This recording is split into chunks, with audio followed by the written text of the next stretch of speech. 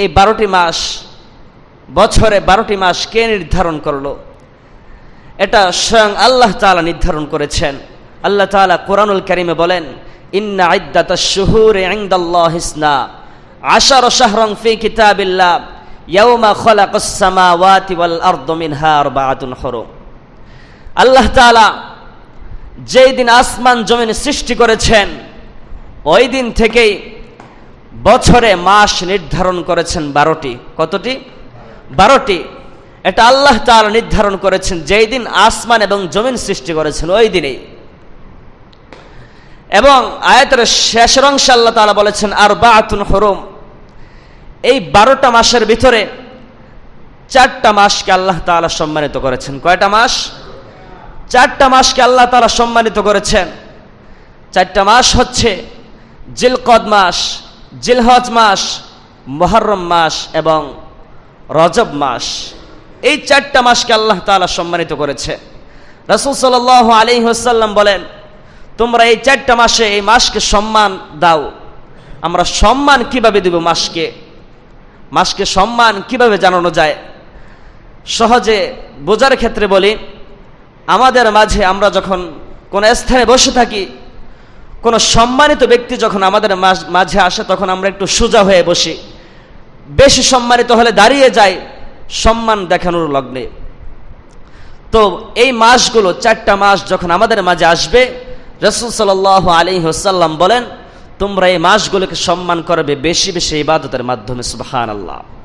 আমরা এই মাসগুলোকে সম্মান করব কিভাবে? বেশি বেশি ইবাদতের মাধ্যমে এবং গুনাহগুলো পরিত্যাগ করার মাধ্যমে এই মাসগুলোকে সম্মান করতে হবে। প্রশ্ন আসতে পারে যে 12টা মাস তো সব একই রকম, এর ভিতরে 4টা মাস আবার কিভাবে সম্মানিত হয়?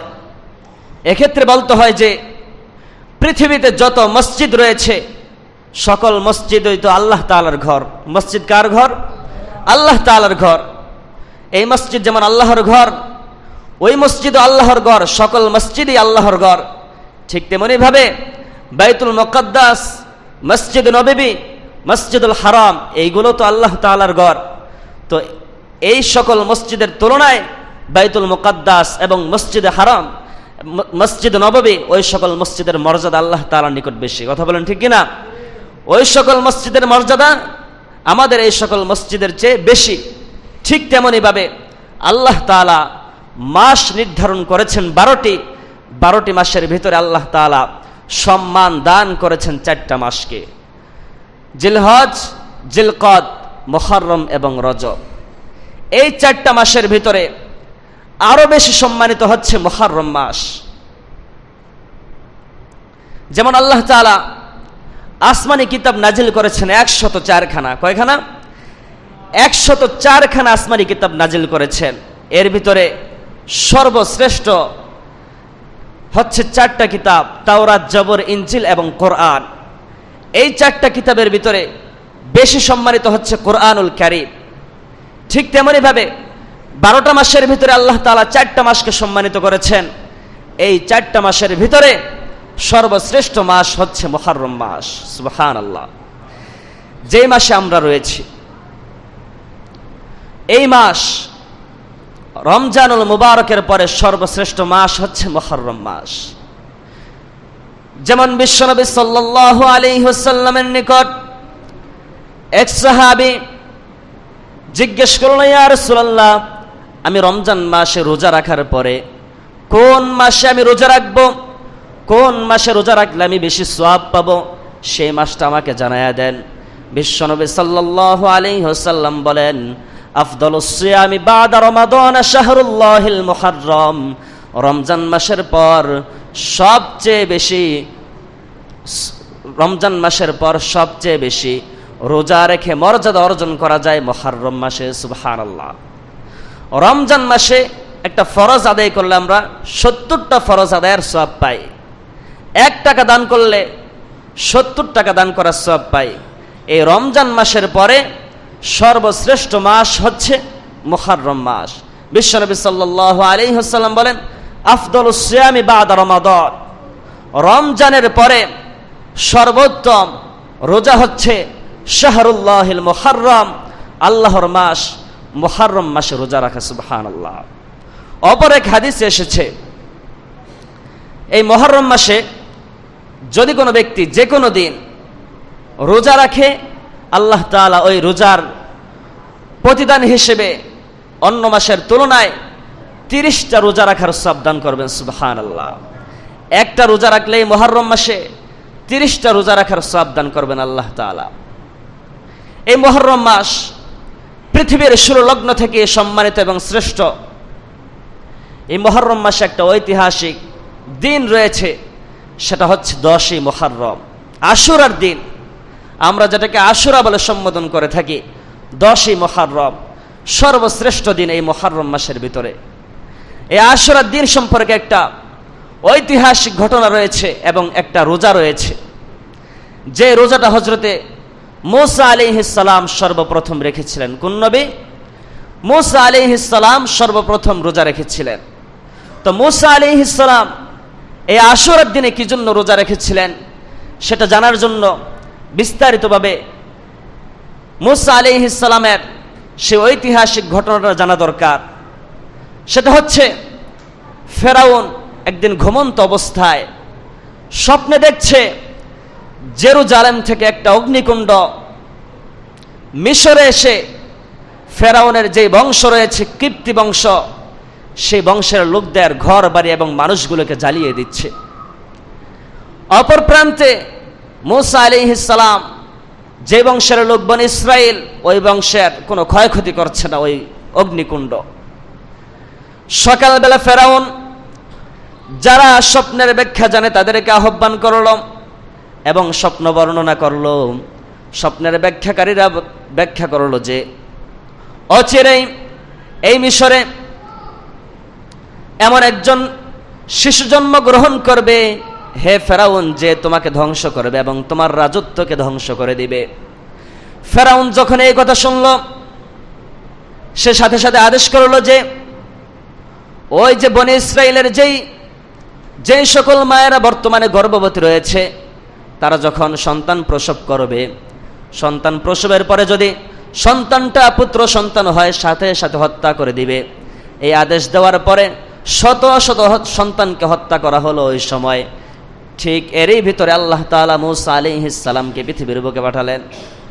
মূসা আলাইহিস সালাম যখন ভূমিষ্ঠ হলেন, জিবরাইল আলাইহিস সালাম মূসা আলাইহিস সালামের মায়ের নিকট এসে বলছে যে, হে মূসার আম্মা, ফেরাউন তো অচিরেই তোমার সন্তানকে হয়তো হত্যা করে ফেলবে, সুতরাং আমি একটা সিন্দুক বানাচ্ছি, তুমি এই সিন্দুকের ভিতরে তোমার সন্তানটা রেখে নদীতে ভাসিয়ে দাও। মূসা আলাইহিস সালাম তার মা মূসা আলাইহিস সালামকে সিন্দুকের ভিতরে রেখে নদীতে ভাসিয়ে দেয়। একটা পর্যায়ে সেই সিন্দুক ফেরাউনের যে রাজপ্রাসাদ ছিল, সেই প্রাসাদের ঘাটে গিয়ে বেড়ে। এমন সময় ফেরাউন এবং তার স্ত্রী নদীর কিনারায় বসেছিল। ফেরাউন সিন্দুক দেখার সাথে সাথে হতভম্ব হয়ে যায়, সিন্দুক আসলো কোত্থেকে? সিন্দুকটা যখন খোলা হলো, দেখা গেল একটা শিশু সন্তান।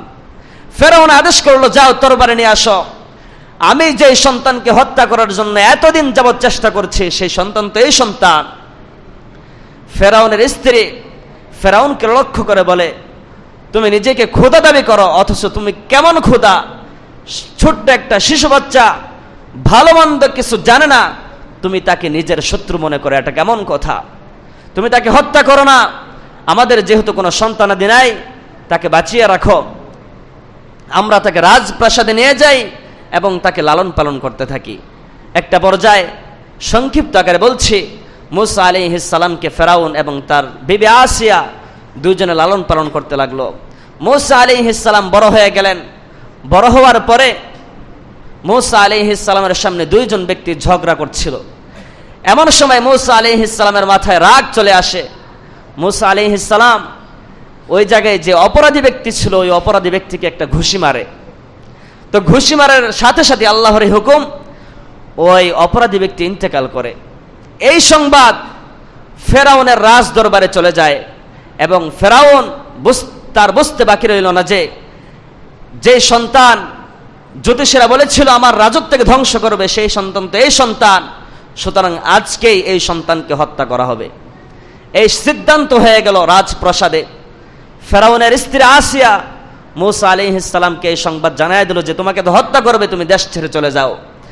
মূসা আলাইহিস সালাম মাদায়ান শহরে চলে গেলেন। সেই মাদায়ান শহরে গিয়ে তিনি হযরতে শুআয়ব আলাইহিস সালামের কন্যাদেরকে বিবাহ করলেন। একটা পর্যায়ে দীর্ঘ সময় সেখানে অবস্থান করার পরে আল্লাহ তাআলা মূসা আলাইহিস সালামকে নবুয়ত দান করলেন এবং বললেন, হে মূসা, এখন তোমাকে নবুয়ত দান করা হয়েছে, তুমি যাও ফেরাউনের নিকট, তোমাকে যেই কিতাব দিয়েছে সেই কিতাবের দিকে তাকে আহ্বান করো। সে যে নিজেকে প্রভু দাবি করে, বরং সে তো প্রভু নয়, বরং আমি তো প্রভু, আমি প্রভুর দিকে তাকে আহ্বান করো। মূসা আলাইহিস সালাম প্রথমে ভয় পেয়েছিলেন, হে আল্লাহ, আমি তার কাছে যাব, সে তো আমাকে হত্যা করবে। আল্লাহ তাআলা তাকে সাহস দিলেন। মূসা আলাইহিস সালাম মিশরে আসলেন। আসার পরে বনী ইসরাইলের যে লোকগুলো ছিল মূসা আলাইহিস সালামের বংশের, সেই লোকগুলো মূসা আলাইহিস সালামের উপর ঈমান আনে। ঈমান আনার পরে ফেরাউনকে মূসা আলাইহিস সালাম ঈমান আনার জন্য আহ্বান করে। ফেরাউন তার সৈন্যবাহিনী নিয়ে মূসা আলাইহিস সালামকে হত্যা করার জন্য অগ্রসর হয়। মূসা আলাইহিস সালাম ফেরাউনের হাত থেকে বাঁচার জন্য তিনি তার বনী ইসরাইল ওই জাতিকে নিয়ে চলতে লাগলেন, দ্রুত গতিতে চলতে লাগলেন। চলতে চলতে একটা পর্যায়ে তিনি দেখলেন যে সামনে বিশাল বড় সমুদ্র, আর কোনো রাস্তা নাই, পিছনে রয়েছে ফেরাউন এবং তার বিশাল লস্কর বাহিনী, সামনে কোনো রাস্তা নাই। আল্লাহ তাআলার হুকুমে মূসা আলাইহিস সালামের যে লাঠি ছিল সেই লাঠি দিয়ে সমুদ্রে আঘাত করে, আঘাত করার সাথে সাথে সমুদ্রের মাঝ দিয়ে 12টি রাস্তা তৈরি হয়ে যায়। মূসা আলাইহিস সালাম ওই রাস্তা দিয়ে অপর প্রান্তে চলে যায় নদী পার হয়ে। আর ফেরাউন তার সৈন্যবাহিনীকে বলতে লাগলো, আমি যে তোমাদেরকে খোদা বলে তোমরা তো বিশ্বাস করতে চাও না, দেখো সমুদ্রের মাঝ দিয়ে আমি তো রাস্তা তৈরি করে দিয়েছি তোমাদের জন্য, নাউজুবিল্লাহ। একটা পর্যায়ে ফেরাউন যখন সেই সমুদ্রের মাঝবর্তী স্থানে গেল, আল্লাহ তাআলা এই ফেরাউনকে সেখানেই ধ্বংস করে দিলেন। এবং মূসা আলাইহিস সালাম এই 10 মুহররম ওই দিন একটা রোজা রেখেছিলেন, সুবহানাল্লাহ, একটা রোজা রেখেছিলেন। ওই রোজাটা মূসা আলাইহিস সালাম রেখেছিলেন এবং তার সকল সম্প্রদায় রেখেছিল। বিশ্বনবী সাল্লাল্লাহু আলাইহি ওয়াসাল্লাম যখন মক্কা ছেড়ে মদিনায় গিয়েছিলেন, মদিনায় 10 বছর ছিলেন। বিশ্বনবী সাল্লাল্লাহু আলাইহি ওয়াসাল্লাম মৃত্যুর আগের বছরে তিনি লক্ষ্য করলেন ইহুদিরা এই মুহররম মাসের 10 তারিখে রোজা রাখে। বিশ্বনবী সাল্লাল্লাহু আলাইহি ওয়াসাল্লাম ইহুদিদেরকে লক্ষ্য করে বললেন, ও হে ইহুদিরা শোনো, তোমরা এই মুহররম মাসের 10 তারিখে কি জন্য রোজা রাখো? ইহুদিরা উত্তর দিল, এই দিনে আল্লাহর নবী মূসা আলাইহিস সালাম ফেরাউনের হাত থেকে মুক্তি পাওয়ার পর রোজা রেখেছিল, সেই রোজা রাখার কারণে আমরা মূসা আলাইহিস সালামের অনুসরণে রোজা রেখে থাকি। বিশ্বনবী সাল্লাল্লাহু আলাইহি ওয়াসাল্লাম সাথে সাথে বললেন, তোমরা মূসা আলাইহিস সালামের অনুসরণে এই দিনে রোজা রেখে থাকো 10ই মুহররম, অথচ মূসা আলাইহিস সালাম তো আমার ভাই। মূসা আলাইহিস সালাম এই দিনে রোজা রেখেছে। মূসা আলাইহিস সালাম যেই দিনে রোজা রাখে সেই দিনে রোজা রাখার তো আমি বেশি হকদার। বিশ্বনবী সাল্লাল্লাহু আলাইহি ওয়াসাল্লাম এই 10 মুহররমে রোজা রাখলেন এবং সাহাবায়ে কেরামকে আদেশ করলেন, সুবহানাল্লাহ। এই 10 মুহররম বিশ্বনবী সাল্লাল্লাহু আলাইহি ওয়াসাল্লাম রোজা রাখলেন এবং সাহাবায়ে কেরামকে আদেশ করলেন। সাহাবায়ে কেরাম কিছুদিন অতিবাহিত হওয়ার পরে রাসূলুল্লাহর কাছে বললেন, ইয়া রাসূলুল্লাহ, আমরা তো সবসময় ইহুদিদের বিরুদ্ধাচরণ করে এসেছি। ইহুদিরা 10 তারিখে রোজা রাখে, আমরাও 10 তারিখে রোজা রাখি, তাদের আমল এবং আমাদের আমল তো একরকম হয়ে গেল। রাসূলুল্লাহ বললেন, ঠিক আছে, যেহেতু একই রকম হয়ে যাচ্ছে, আগামী বছর থেকে আমরা 9 তারিখ এবং 10 তারিখ 2টা রোজা রাখবো। কয় তারিখ? 9 তারিখ এবং 10 তারিখ মুহররম মাসের 2টা রোজা রাখবো। কিন্তু বিশ্বনবী সাল্লাল্লাহু আলাইহি ওয়াসাল্লাম পরের বছরে মুহররম আসার পূর্বেই আল্লাহ তাআলার সান্নিধ্যে চলে যান। কিন্তু সাহাবায়ে কেরাম সেই বিশ্বনবী সাল্লাল্লাহু আলাইহি ওয়াসাল্লাম যা বলে গিয়েছিলেন 9 তারিখ এবং 10 তারিখ তারা রোজা রাখত। আমরা সব সময় জেনে থাকি যে নামাজ পড়লে আল্লাহ তাআলা পুরস্কার হিসেবে জান্নাত দিবেন, রোজা রাখলে আল্লাহ তাআলা জান্নাত দিবেন। তো মুহররম মাসে আমরা যে 2টা রোজা রাখবো, এই 2টা রোজার প্রতিদান আল্লাহ তাআলা আমাদেরকে কি দিবেন? বিশ্বনবী সাল্লাল্লাহু আলাইহি ওয়াসাল্লাম বলেন, মুহররম মাসে যে ব্যক্তি 9 এবং 10 তারিখে রোজা রাখবে, আল্লাহ তাআলা, আমি আশা রাখি যে আল্লাহ তাআলা ওই বান্দার পূর্বের 1 বছরের গুনাহগুলোকে ক্ষমা করে দিবেন। সুবহানাল্লাহ।